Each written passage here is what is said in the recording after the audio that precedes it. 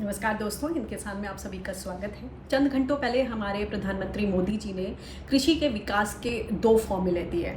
रायपुर में वो एक एग्रीकल्चर यूनिवर्सिटी को लॉन्च कर रहे थे, National Institute for Biotic Stress Management, और उसके अलावा उन्होंने देश के किसानों को 35 नई क्रॉप वैरायटीज़ समर्पित की। उनका कहना है कि ये जो क्रॉप वैरायटीज़ हैं ये अपने आप में रेजिलिएंट क्रॉप्स होंगी, यानी कि उनमें क्लाइमेट चेंज, जलवायु परिवर्तन की वजह से जो रोग प्रतिरोधक क्षमता है वो बेहतर होगी, और न्यूट्रिशन पर भी खासा ध्यान दिया गया है। इनके साथ साथ जो प्रधानमंत्री मोदी जी ने 2 फॉर्मूले दिए खेती के विकास के, उन्होंने बोला कि अब टाइम है कि हम बैक टू बेसिक्स जाएं और मार्च फॉर फ्यूचर, ये 2 उन्होंने फॉर्मूले दिए खेती के विकास के लिए। तो अब अगर इनको समझा जाए तो देखने का नज़रिया है, एक नज़र ये है कि आपस में कहीं ना कहीं इन दोनों ही फिलॉसफी में विरोधाभास है। कैसे कि बैक टू बेसिक्स आप जा रहे हैं तो आप पुराने पारंपरिक ज्ञान और पुराने तौर तरीकों से, जिसमें देसी बीज होता था, जो बीज जो है खेती की श्रृंखला का पहला पायदान है, पहला कदम है, उसको बहुत अच्छे से उस पर ध्यान दिया जाता था। मगर समय के साथ साथ जिस तरह से हाइब्रिड वैरायटी ऑफ सीड्स आए और उसके बाद पेस्टिसाइड्स, केमिकल खेती का चलन हुआ, क्योंकि प्रोडक्शन पर बढ़ाने पर जोर था।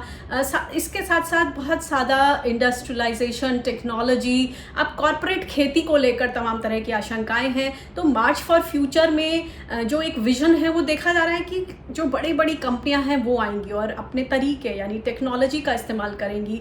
टेक्नोलॉजी में क्या है, ब्लॉकचेन्स हैं जो सप्लाई को मैनेज कर पाएंगी, उसको लेकर ड्रोन्स की सहायता से अब छिड़काव होगा पेस्टिसाइड्स का। इसके अलावा आर्टिफिशियल इंटेलिजेंस का इस्तेमाल होगा, इंटरनेट का इस्तेमाल हो रहा है, जो एग्री रिकॉर्ड्स हैं, डिजिटल स्टैकिंग हो रही है। इसको लेकर कई गाँव में प्रोजेक्ट्स भी चल रहे हैं, समाप्त भी हो गए, जिसमें लोगों की जो सेंसिटिव इन्फॉर्मेशन है किसानों की, उनके खेत से जुड़े जो बातें हैं, उत्पादकता है, तमाम तरह की चीज़ों का आकलन किया गया है।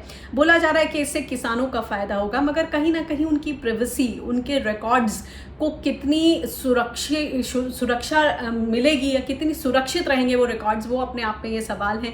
तो दोनों के दोनों जो बातें हैं, पारंपरिक ज्ञान और जो भविष्य में आगे बढ़ने के लिए मार्च फॉर फ्यूचर जो टेक्नोलॉजी और साइंस के इस्तेमाल की बात कर रहे हैं प्रधानमंत्री मोदी जी, तो उसमें इन चीज़ों का ख्याल रखना बेहद ज़रूरी हो जाएगा कि जो खेती में बदलाव लाए जा रहे हैं। बोला जा रहा है कि ये खेती में बदलाव इसलिए ज़रूरी है क्योंकि हमें एक बीज से बाज़ार तक पहुंचना है, इंटरनेशनल मार्केट तक अपनी पहुंच बढ़ानी है, अपनी पैठ बढ़ानी है।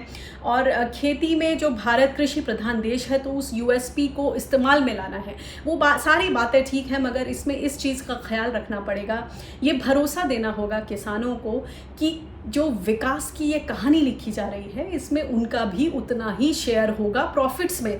जैसे कि कंपनियां अपना काम करेंगी, बड़ी बड़ी कंपनियां आएंगी, तो किसान आशंकित हैं कि इन 3 कृषि कानूनों के ज़रिए उनके लिए दरवाजे खोले जा रहे हैं, और जो छोटे छोटे सीमांत किसान हैं, छोटे किसान हैं, वो उस तरीके से उस लेवल पर टेक्नोलॉजी की बात करें, साइंस की बात करें तो कम्पीट नहीं कर सकेंगे। तो ऐसे में वो सरकार की तरफ देख रहे हैं कि सरकार की तरफ से उनको इस तरह का संरक्षण मिले, सुरक्षा कवच मिले, जिसकी बात प्रधानमंत्री मोदी जी ने भी अपने भाषण में की कि साइंस यानी विज्ञान, सरकार और सोसाइटी को मिलकर काम करना होगा। इस गठजोड़ से जो चुनौतियां हैं उनको दूर करना होगा, चुनौतियां जलवायु परिवर्तन की और खेती किसानी में जो बदलाव लाने हैं, जो बीज से बाजार तक अपनी जगह बनानी है अंतर्राष्ट्रीय बाजार में। लेकिन इन सब बातों की 100 में से एक बात वो ये कि जो हमारे अन्नदाता हैं उनका विकास, उनके परिवार, उनका जो युवा वर्ग है, जो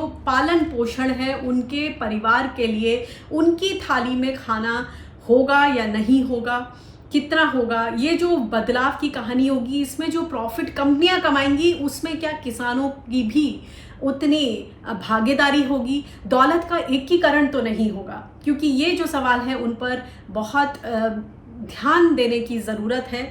और इस सब से जुड़ जाता है जो देश में इस वक्त आंदोलन चल रहा है, किसान आंदोलन। जो किसानों की मांग है वो इसी पर टिकी है, इसी डर पर टिकी है कि ये 3 कृषि कानून आने से हम बड़े बड़े कॉरपोरेट्स विदेशी कंपनियों के लिए, देसी विदेशी बड़ी कंपनियों के लिए खेती के एक बड़े बाजार में एक द्वार खोल रहे हैं, जिसमें किसानों को अपने भविष्य का पता नहीं चल रहा है। साथ में उनको तभी ये आश्वासन मिल पाएगा जब सरकार एमएसपी की गारंटी दे, मिनिमम सपोर्ट प्राइस, जो सभी फसलें हैं 23 फसलें प्रमुख फसलों पर न केवल एमएसपी अनाउंस करे बल्कि उन्हीं दरों पर खरीदी भी करे, और अगर प्राइवेट सेक्टर की खरीदी कर रहा है तो उनको भी ये जो मिनिमम सपोर्ट प्राइस है उसी पर वो खरीदी करे। तो शायद ये जितनी शंकाएं हैं वो अपने आप धूमिल हो जाएंगी, वो हट जाएंगी, छट जाएंगी। इन सभी मुद्दों पर बारीकी से हम चर्चा करेंगे, चाहे वो मोनोकल्चर की बात है, फोर्टिफिकेशन की बात है, या सॉइल हेल्थ कार्ड का जिक्र किया पीएम ने। इन सब पर हम अपनी जो बारीक विश्लेषण है, समीक्षा है, उसको एक्सपर्ट्स के ज़रिए आप तक पहुंचाने की कोशिश करेंगे अगले कुछ दिनों में। और तब तक इससे जुड़े आपके जो सवाल हैं, जो शंकाएं हैं, उनको आप कमेंट बॉक्स में लिखें और हिंद किसान को फॉलो करें फेसबुक, यूट्यूब, ट्विटर पर, और अपना साथ दें, अपने आइडियाज़ दें। मुझे दीजिए इजाज़त, नमस्कार।